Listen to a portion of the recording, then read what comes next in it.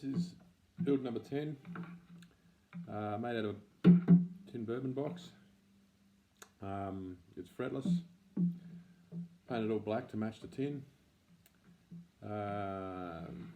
Spray painted red fret markers on there. Don't know if you can see that, but red fret markers on the side. Extra long headstock, basically because that was the size of the piece of wood that I had for the neck, so I just didn't bother trimming anything off it.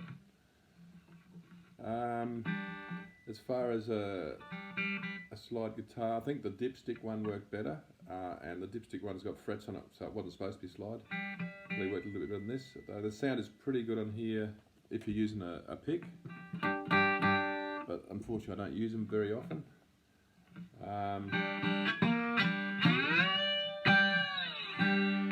Some weird noises on this every now and again too, like it almost sounds like it's got a whistle happening when you come down the neck.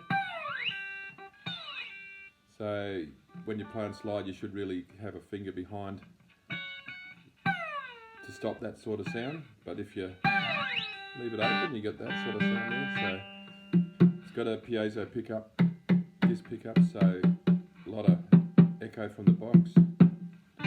I was going to use a rod pickup which goes on the saddle, and I couldn't get it to work, so I had to swap that out in the last minute type of thing.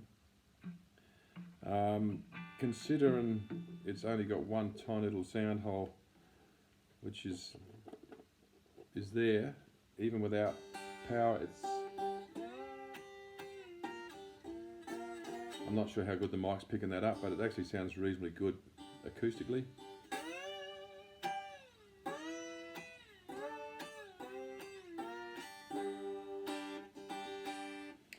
It's the first guitar that I've had the neck go straight through the body to the other end, so most of the necks that I have finish just inside the box, so that's just allowed me to run the strings through the neck,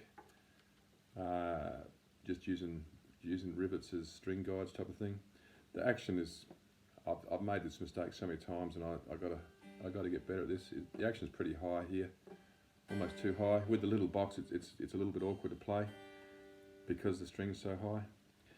The bridge is silver plated. It's a handle off of a cake fork thing, which I used as a piece of one of the previous guitars. So I've just cut that down, and it fits pretty well. A few little Jim Beam Bourbon logos off of bottles. Put the hook on so it hangs on a wall. Easy. It's probably the lightest guitar that I've made. It has got sort of some pine reinforcing the inside the tin so it doesn't get crushed, but it's still fairly light. So number 10's done. One of these days I'll get one right.